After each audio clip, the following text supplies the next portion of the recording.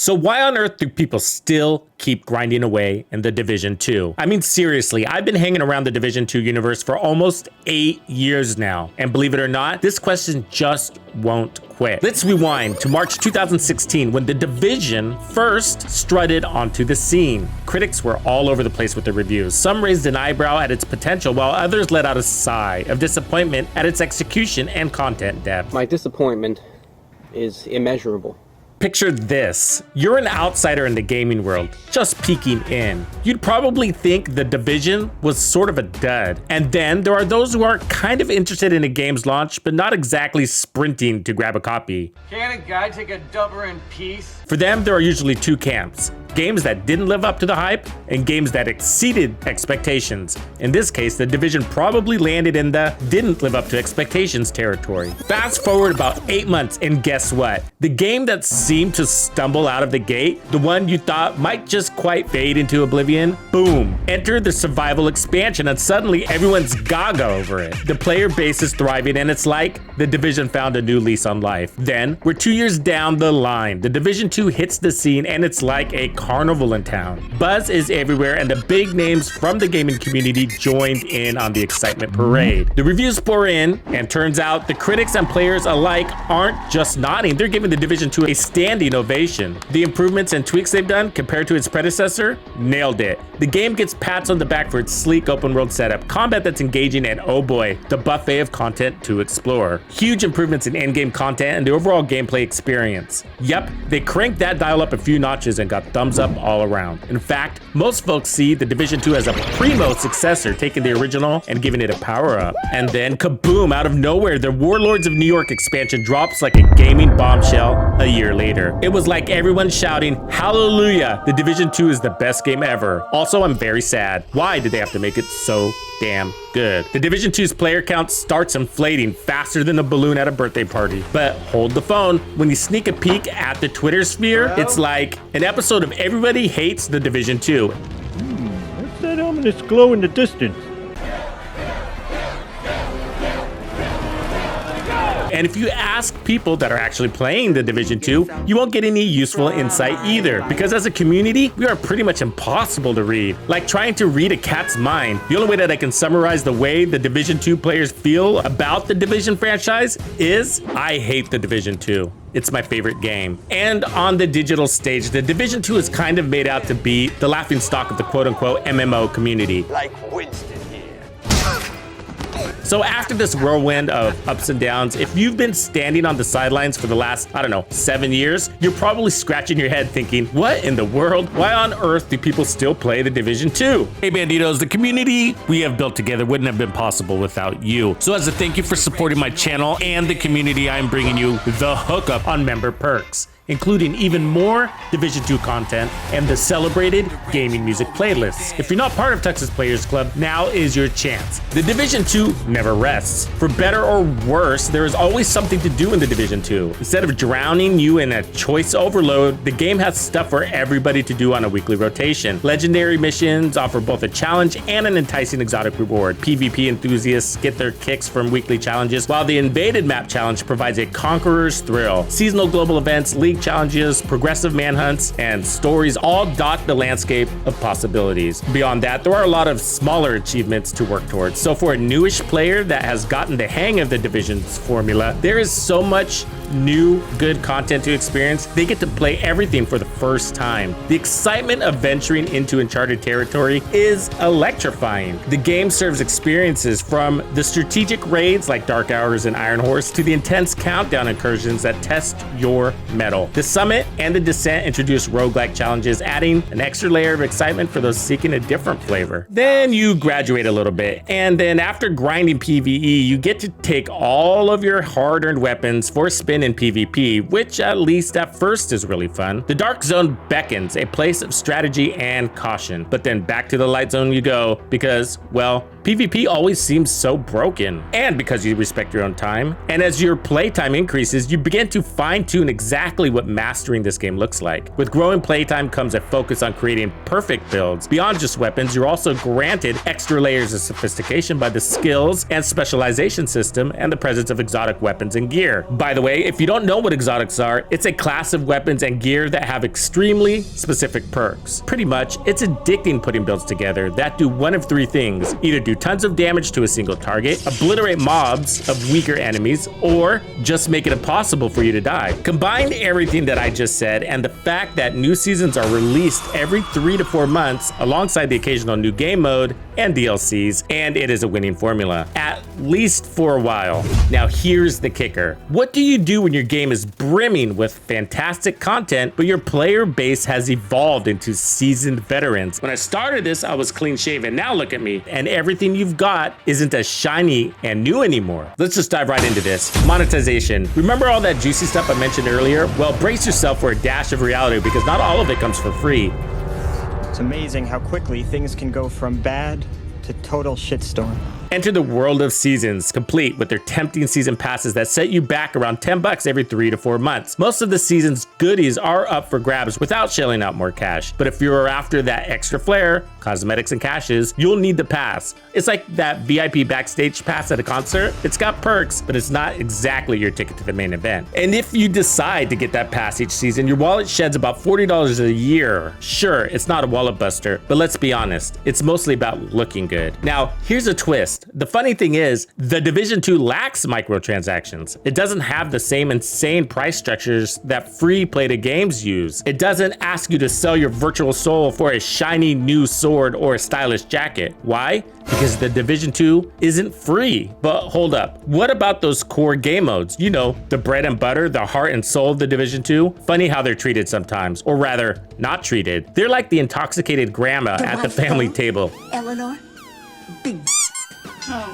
Huge. Now, let's not jump to any wild conspiracy theories. I don't want to insinuate anything nefarious here, and I certainly don't want to accuse the developers of anything because they aren't really in charge of what they're making, at least for the most part. So why are these core game modes stuck in a time loop? Well, here's the thing. You can't exactly sell someone an approved PvE PvP experience if they've already forked out and owned the game. It's like trying to sell someone their own front yard. And while we're at it, let's just admit that there's just no direct profit in refining these core modes. It's not the same cash cow as churning out the new game mode or a thrilling seasonal storyline. A G5 airplane.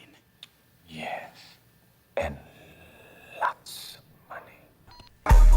Now, if we momentarily set aside the Fortnite playbook where they add something new every other heartbeat, let's look at the Steam charts. Ever heard of Counter-Strike Global Offensive? It hit the scene over a decade ago, yet it's still riding high. This is what it looks like. The majority of people are playing one game mode with 0 new weapons since it came out. And most of the time, they're playing the same 2 or 3 maps. Why is it still a crowd pleaser? Because it's simple, original, and yes, you guessed it, fun. A trio of adjectives that make a game very inviting. But let's keep it real, folks. Over the years, The Division started carrying a bit of baggage. With every new update, it's like they threw in another suitcase of problems. And PvP is even worse. Now, I'm not here to give a TED Talk on the Dark Zone because honestly, it's like beating a dead horse. But maybe the fact that I don't cover PvP very much is telling you of its value. I'd rather post reruns of 90s sitcoms than push the Dark Zone. So here's the bottom line.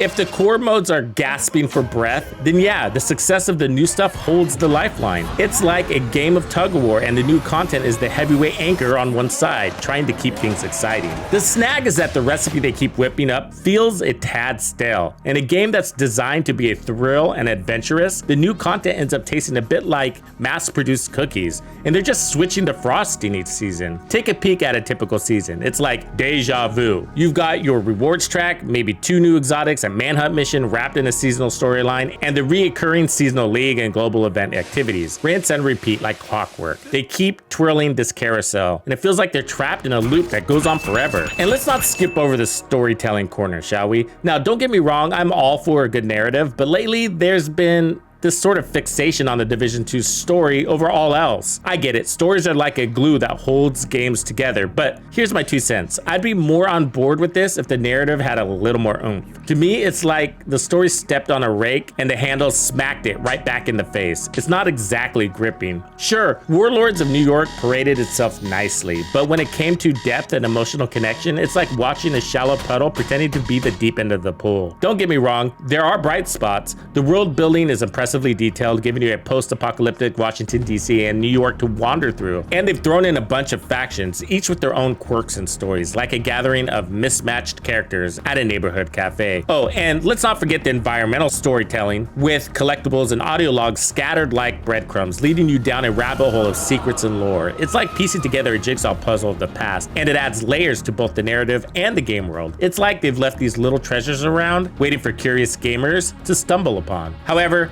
I can't help but feel that the main story missions need a splash of innovation. They're like your dependable ham and cheese sandwich, comforting, but not exactly mind-blowing. The narrative pacing, well, it's like a roller coaster that needs a few more twists and turns. Character development, it's not exactly a riveting tale. And when it comes to weaving the story into the gameplay, it's like having 2 puzzle sets with some pieces that fit perfectly and others that just don't align. The result, a disjointed experience that could be so much more. Look, I'm not throwing shade for the sake of it. There's potential here, no doubt about it. I'd just love to see the narrative step off the beaten path to surprise us like a plot twist we didn't see coming. The characters could use a bit of fleshing out, like giving them a second dimension beyond their scripted lines. And the storytelling, well, it's like a painting that's almost finished, but just needs a few more brush strokes to make it truly captivating. In a nutshell, there's room for improvement, but hey, the bones of a great story are there. It's like finding a rough diamond. You just need a skilled hand to polish it into something truly dazzling. So with all of these gripes about the Division 2, why on earth are people still playing it? Hang tight, because even though I've been giving a bit of a critical once-over, let's not forget I was singing its praises right before. Truth is, it's actually still a darn good game right now. We're just in a bit of a transitional phase here, and that is a great thing because the devs aren't standing by to let the game dissipate into oblivion from newer titles. You see, a significant chunk of the player base, those seasoned vets, the hardcore enthusiasts, they're feeling a bit worn out by the same old formula, and they've got a bone to pick with the core game modes, feeling like they've been left on the back burner. Meanwhile, we've got this fresh influx of energy from a wave of new players. It feels like the party's just getting started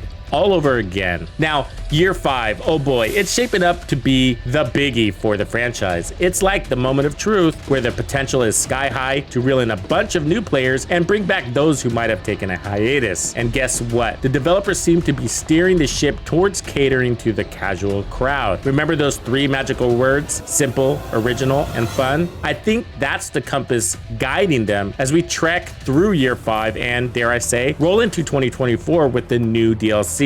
At least that's the dream scenario I'm crossing my fingers for. But here's the scoop. In the meantime, the constant disappointments caused by delayed new content, let's be honest, it's got the seasoned crew feeling a bit like they're not being taken seriously. Loyalty's a two-way street after all. And as for finding a substitute that fills the Division 2 shaped void, well, the reality is there's not exactly a one-size-fits-all alternative out there. I mean, think about it. CSGO's got Valorant, Apex Legends has PUBG and Fortnite. Those are matches made in gaming heaven. But when it comes to the Division 2, well, let's just say we're still on the hunt. So hey, thanks a million for tuning in and letting me unload my thoughts. I know the internet's buzzing with Division 2 haters right now, but for me, a channel that's all about the Division 2, it's not exactly a smart move to bash the game left and right. It's like being Willy Wonka warning folks about the perils of sugar, you know? So what I spilled out in this video is the real deal. No point in trying to stir the pot with made up negatives about the Division 2. This is what I genuinely believe. If you had a blast watching, give that thumbs up a tap. It makes a world of a difference. And hey, if you've got your own 2 cents to throw into the ring, don't hold back. Pop it right down there in the comment section. Your thoughts,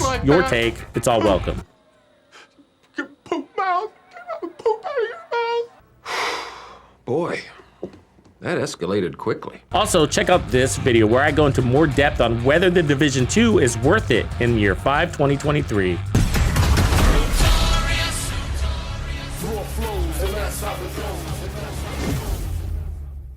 Follow me.